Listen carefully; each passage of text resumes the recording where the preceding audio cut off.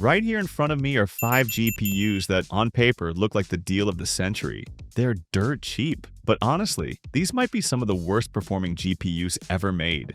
You could say they're so bad they should come with a warning label. I mean, sure, the price looks tempting, but trust me, you wouldn't want to run anything on these. Not even Minesweeper. So today, I'm going to be the lab rat for you guys. I'll plug in every single one of these budget disasters and see just how bad they really are. I mean, it's just a GPU. How terrible could it possibly be? Yeah, famous last words. Alright, GPU number 1.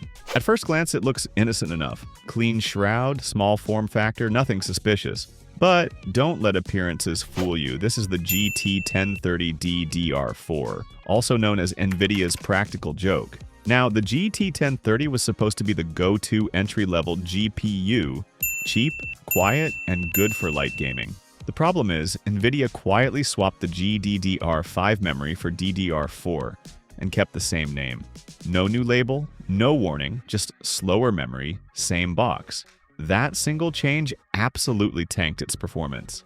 Memory bandwidth dropped so much that even some integrated GPUs started catching up. And the community? Oh, they were furious. People felt tricked, calling it the GT1030 scam or NVIDIA's cruel joke. So let's see how bad it really is. Can this thing run modern games, or will it choke the moment I open the benchmark?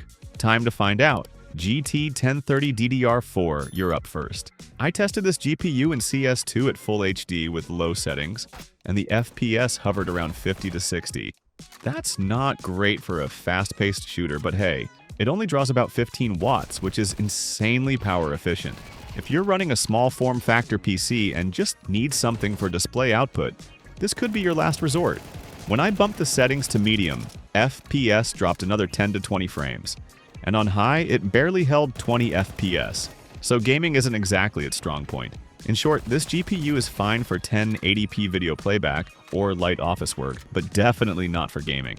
If you plan to use it for CS2, you'll need iron patience, and maybe lower your expectations too. Alright, moving on to GPU number 2, the GT630, 2GB. At first I thought this one might redeem the lineup, but oh boy was I wrong. On paper it doesn't look too bad. 2GB of VRAM, HDMI port, small power draw. But once you dig deeper, you realize this thing is a total identity crisis. See, NVIDIA decided to release 2 completely different versions of the GT630, one based on the newer Kepler architecture and the other, like the one I've got here, based on Fermi, which is literally a rebranded GT440 from years earlier. Same name, completely different card. It's like buying a 2020 sports car and getting a 2009 sedan with a sticker on it. And that's where the chaos begins. Because both versions share the same name, drivers don't even know what to do with it. If you download the latest driver from NVIDIA's site, boom, it won't work. You'll have to go hunting for ancient 400 series drivers just to make it function. Yeah, and nothing screams modern performance like using decade-old software.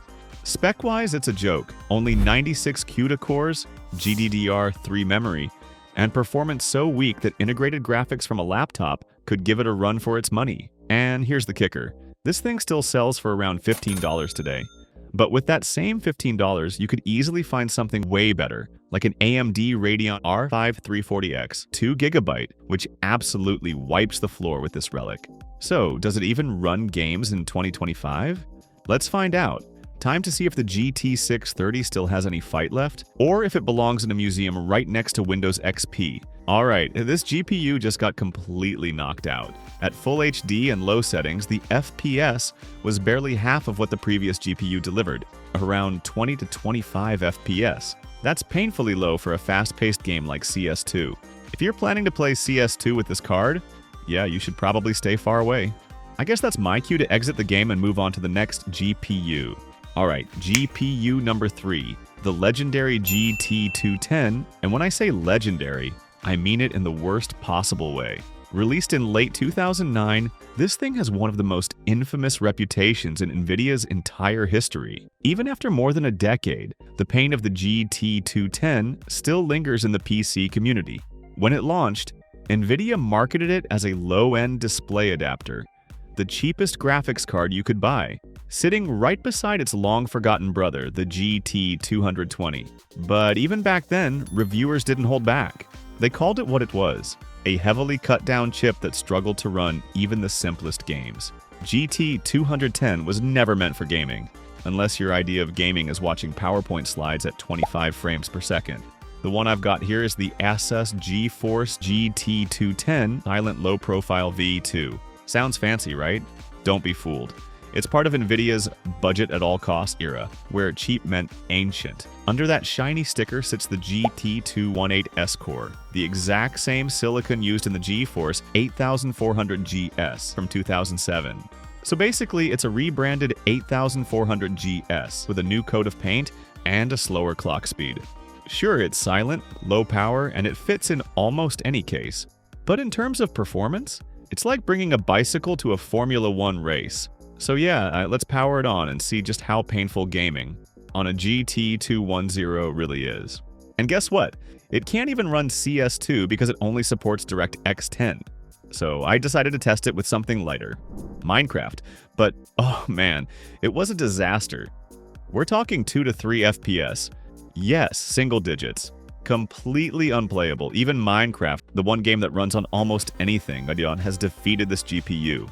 My eyes were literally begging me to stop watching that slideshow.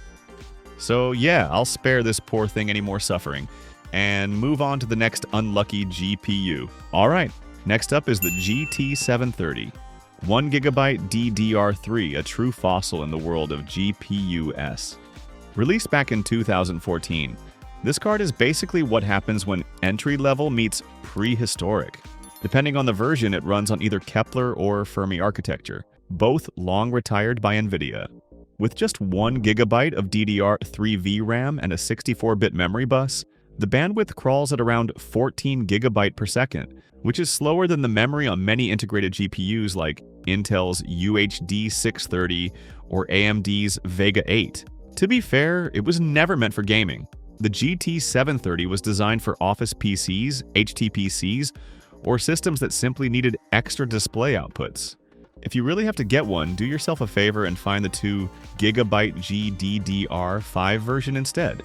That variant doubles the bandwidth and gives roughly 30 to 40% better FPS, enough to make casual games somewhat playable.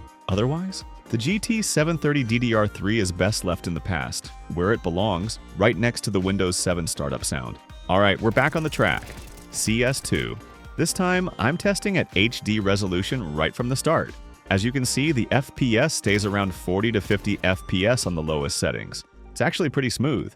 No major frame drops or stutters, but of course that comes at a cost. The image quality looks awful. Everything's blurry and washed out. Not exactly something you'd want to stare at for hours. Next up, we've got something a little more modern. Well, kind of. This is the GTX 1050, 2GB NVIDIA's classic entry-level card from 2016 that still pops up in budget builds everywhere. Compared to the dinosaurs we just saw, it's obviously a huge step up. 2GB of GDDR5, 640 CUDA cores, and clock speeds around 1,455 MHz.